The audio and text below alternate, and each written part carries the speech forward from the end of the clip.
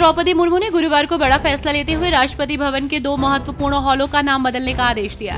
राष्ट्रपति द्रौपदी मुर्मू ने दरबार हॉल का नाम बदलकर गणतंत्र मंडप और अशोक हॉल का नाम बदलकर अशोक मंडप रखा है।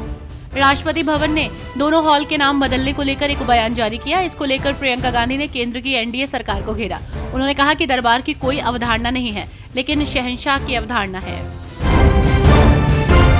बिहार के पूर्व सीएम और लालू प्रसाद यादव की पत्नी राबड़ी देवी ने केंद्रीय मंत्री लल्लन सिंह के विवादित बयान पर तीखी प्रतिक्रिया दी है। उन्होंने लल्लन सिंह की माता और पत्नी को लेकर सवाल पूछे हैं। राबड़ी देवी ने कहा कि वे महिलाओं का अपमान कर रहे हैं। मैं लल्लन सिंह से पूछना चाहती हूं कि उनकी मां और पत्नी कितनी पढ़ी लिखी हैं। लल्लन सिंह जो मुझे बोले हैं कि मैं बजट नहीं समझती हूं, ये महिला का अपमान नहीं है तो और क्या है। राजस्थान बीजेपी के अध्यक्ष सीपी जोशी ने पद से इस्तीफा देने की पेशकश की है। केंद्रीय गृह मंत्री अमित शाह और पार्टी के राष्ट्रीय अध्यक्ष जेपी नड्डा से मिलकर उन्होंने एक व्यक्ति एक पद के चलते इस्तीफा देने की पेशकश की है। जोशी राजस्थान की चित्तौड़गढ़ सीट से सांसद हैं। आम आदमी पार्टी के मुखिया और दिल्ली के मुख्यमंत्री अरविंद केजरीवाल इन दिनों दिल्ली की तिहाड़ जेल में बंद हैं। ऐसे में उन्हें लेकर एक राहत भरी खबर आई है। सीएम केजरीवाल जेल में अपनी लीगल टीम से अतिरिक्त मीटिंग कर सकेंगे। उनकी याचिका को दिल्ली हाई कोर्ट ने मंजूर कर लिया है। केंद्रीय मंत्री प्रहलाद जोशी ने MUDA घोटाले के संबंध में कर्नाटक के मुख्यमंत्री सिद्धारमैया के इस्तीफे की मांग की है।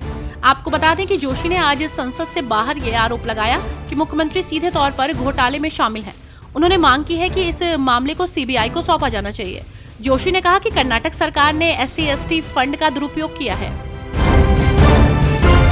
महाराष्ट्र में आगामी विधानसभा चुनाव को लेकर तैयारियां तेज हो गई हैं। ऐसे में नेताओं की प्रतिक्रिया भी सामने आ रही है। राज ठाकरे की पार्टी ने अपने दम पर चुनाव लड़ने का फैसला किया है।